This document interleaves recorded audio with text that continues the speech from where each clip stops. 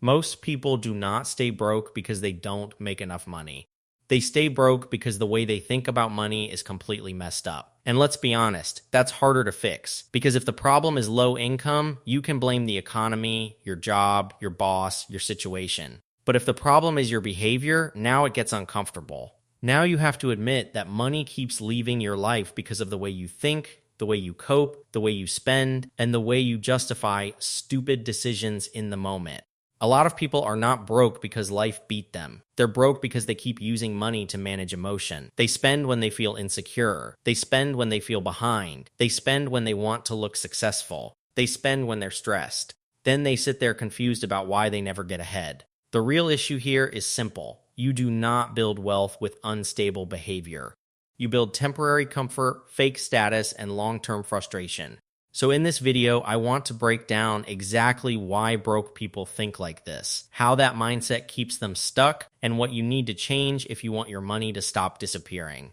The dangerous part about bad money psychology is that it doesn't always look dramatic. It doesn't show up as one giant financial disaster. Most of the time it shows up quietly. It looks like random takeout you didn't need, little impulse buys, constant online shopping, upgrading your lifestyle too fast the second you make a little more money. Buying things because you had a bad day. Buying things because somebody else online looked like they were ahead. Buying things because for 10 minutes it made you feel less behind. That is how people slowly destroy their finances without realizing it. Not through one big mistake, through repeated emotional decisions. And this is where people get themselves in trouble. They think wealth is about intelligence. They think if they just learn one more side hustle, one more investing trick, one more budgeting app, everything will change. But if your behavior is still driven by insecurity, comparison, and short-term emotion, more knowledge won't save you. You'll just sabotage yourself at a higher level. A lot of people are staying broke while looking rich. That's the modern trap.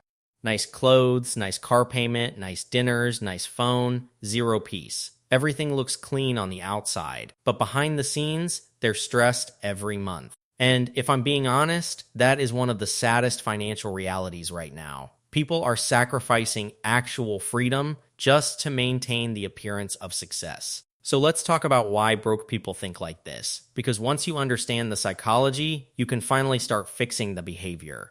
The first way broke people think is through insecurity spending.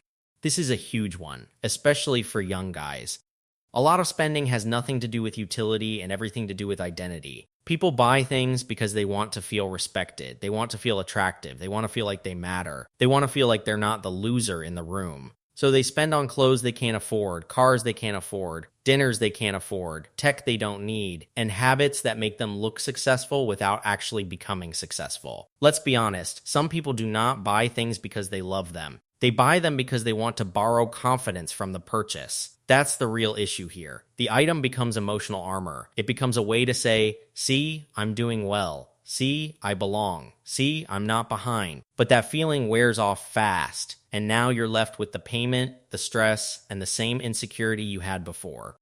When you buy status instead of building value, you stay broke with better packaging. That's why two people can have the same income and end up in completely different places. One guy uses money to create an image. The other uses money to create leverage. One wants to look disciplined, successful, and important. The other quietly becomes disciplined, successful, and important. One gets applause. The other gets freedom. And most people choose applause because it feels immediate.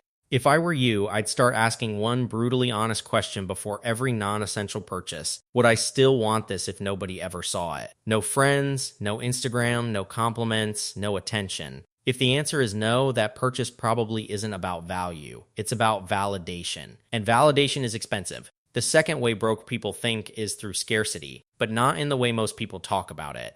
A scarcity mindset is not just I don't have enough money. It's a whole way of reacting to life. It makes you panic. It makes you short-term. It makes you emotionally protective. You stop thinking about building and start obsessing over surviving. And when you live like that for too long, you become bad at making calm decisions. Some people grew up around instability, so now money feels dangerous. The second they get some, they either cling to it in fear, waste it fast, or avoid looking at it altogether because it brings up stress. That's why some people say they want to be wealthy, but the moment they have money in their account, they act weird. They spend impulsively, they avoid investing, they leave money sitting there doing nothing, or they blow it because deep down, keeping it feels unfamiliar. A scarcity mindset doesn't just make you afraid of losing money, it makes you bad at keeping it. This is what keeps people stuck. They make every decision based on how they feel today. Today I want relief. Today I want comfort. Today I want to stop stressing. But every time you use money to solve today's emotion without thinking about tomorrow, you steal from your future self over and over again. And here's the trap. People say, I'll start saving when I make more. I'll start investing when I have extra. No, you probably won't. Because if your behavior is built around emotional relief, extra money will just create extra spending. More income does not automatically create maturity. A lot of the time, it just exposes your habits faster. So the fix here is not to become some budgeting robot. The fix is to stop making every money decision manually. Split your money automatically. The second income hits, part goes to bills, part goes to savings, part goes to investing. Make the good behavior happen before your emotions get a vote. Because if your plan depends on how you feel, your plan is weak. The third way broke people think is they care too much about looking rich and not enough about becoming solid. Social media made this way worse.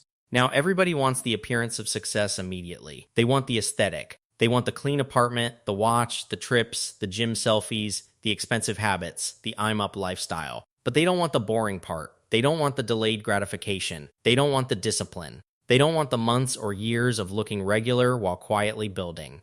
So what happens? The second they make a little more money, they upgrade everything. Better car, better clothes, better apartment, more eating out, more dumb spending disguised as rewarding myself. And now their income went up, but their freedom didn't. They just raised the cost of maintaining their identity. There are two types of people when extra money comes in. The first person upgrades his lifestyle. The second person upgrades his options. The first guy looks richer fast. The second guy gets stronger quietly. One buys more monthly payments. The other buys time, peace, and leverage. One feels impressive. The other becomes hard to shake. That's the difference. Real wealth is usually quiet in the beginning. It doesn't always look exciting. It looks like restraint. It looks like saying no. It looks like driving something normal a little longer. Living below your ego, not needing every win to be visible. And most broke people struggle with this because they link self-worth to visible consumption.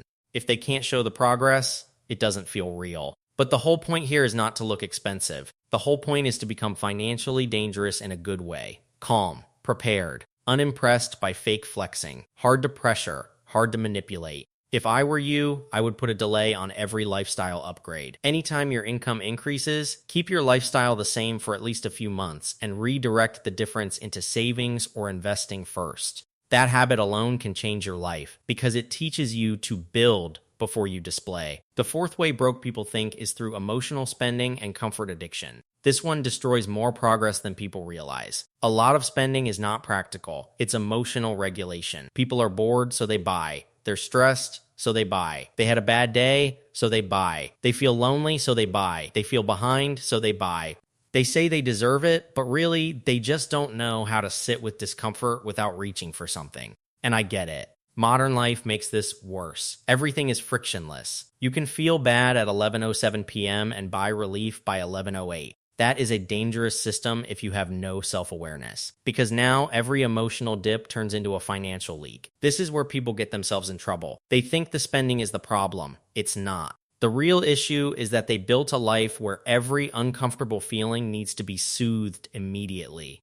And when that becomes your pattern, wealth becomes almost impossible. Because wealth usually requires the ability to tolerate short-term discomfort without sabotaging yourself. Comfort addiction is expensive, not just financially, but mentally. Because every time you escape discomfort with spending, you train yourself to stay weak in the exact moments where discipline matters most. And then people wonder why they can't stay consistent. A common trap here is reward spending. I worked hard this week, so I deserve it. I've been stressed, so I deserve it. I've been saving, so I deserve to splurge. Okay, maybe. But let's be honest. A lot of people are rewarding themselves for surviving problems they helped create. That's crazy. You cannot keep paying yourself in pleasure for patterns that are keeping you broke. So create friction. That's the fix. Make bad decisions harder. Remove your saved cards. Wait 24 hours before buying anything unnecessary. Keep a note in your phone called things I wanted but didn't need. Watch how many urges disappear when time passes. Friction is not punishment, it's protection. The fifth way broke people think is probably the most frustrating one. They sabotage themselves the second things start going well. This is the cycle a lot of people live in. They get serious for a few weeks, they budget, they save a little, they get momentum, they feel proud. Then out of nowhere, they do something reckless. They binge spend. They stop tracking. They disappear into old habits. And just like that, progress is gone. Why does that happen? Because consistency forces identity change. And that's uncomfortable. A lot of people are more familiar with chaos than discipline. More familiar with reacting than planning. More familiar with saying I'm just bad with money than actually becoming someone who handles money well. So when life starts getting stable, part of them resists it. Stability feels foreign. Responsibility feels heavy. And old habits start calling them back because old habits match the identity they've been carrying for years. Your bank account can improve faster than your identity does. That's why people relapse. If you still see yourself as impulsive, irresponsible, messy, behind, or just not a money person, eventually your behavior will catch up to that identity. You will act in alignment with the story you believe about yourself. This is what keeps people stuck for years. They're not just fighting bad habits, they're protecting an outdated version of themselves. So stop saying, I'm trying to get better with money. That sounds weak. That sounds temporary. Start saying, I'm someone who protects my future. I'm someone who doesn't spend to impress. I'm someone who keeps what he earns. That sounds small, but it matters. Because when your identity changes, discipline stops feeling like punishment and starts feeling like self-respect. Practical reset framework. So if you want to reset your money psychology, here's what I would do. First, go through the last 30 days of your spending. Every transaction. Don't do this emotionally. Do it like an adult. Calm, honest, no excuses. You need to see where your money actually goes, not where you pretend it goes. Because a lot of people say they value peace, freedom, and progress, but their bank statement says dopamine, convenience, and validation. Second, identify the emotional triggers. What makes you spend badly? Stress, boredom, comparison, loneliness, feeling behind, feeling like you deserve something? You need to know your patterns, because if you don't know the trigger, you will keep blaming the outcome. Third, separate needs from validation spending. Not wants. Validation spending. That's a more useful category. Some spending is not about enjoyment. It's about proving something. Looking successful. Feeling included. Feeling less insecure. That category is where a lot of hidden damage lives. Fourth, build friction around your weak points. If late night shopping is your problem, make it harder. If food delivery is your problem, make it harder. If random online spending is your problem, make it harder. You are not weak for needing systems. Everybody needs systems. The people who win just accept that earlier. Fifth, automate good behavior. Save automatically. Invest automatically. Move money automatically. You want fewer moments where your emotional brain gets to negotiate. The more your future depends on daily motivation, the less secure your future actually is. Sixth, give extra money a job immediately. The second it hits your account, direct it somewhere useful. Savings, investing, debt payoff, something that strengthens your life. Because unassigned money usually becomes emotional spending money.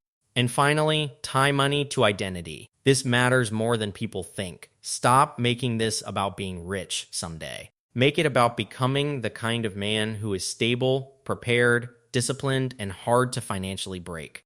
Because once money becomes part of your standards, not just your mood, your behavior starts changing in a real way. At the end of the day, most broke people do not just have a money problem. They have a behavior problem. They have an identity problem. They have an emotional regulation problem. And until they face that, more money won't fix much. The good news is this can change fast once you get honest. Because behavior compounds just like money does. Bad patterns make you poorer. Strong patterns make you harder to stop. You don't build wealth by knowing more. You build it by becoming someone who stops betraying himself with money. If you enjoyed the video, drop a like down below. Hit that subscribe button.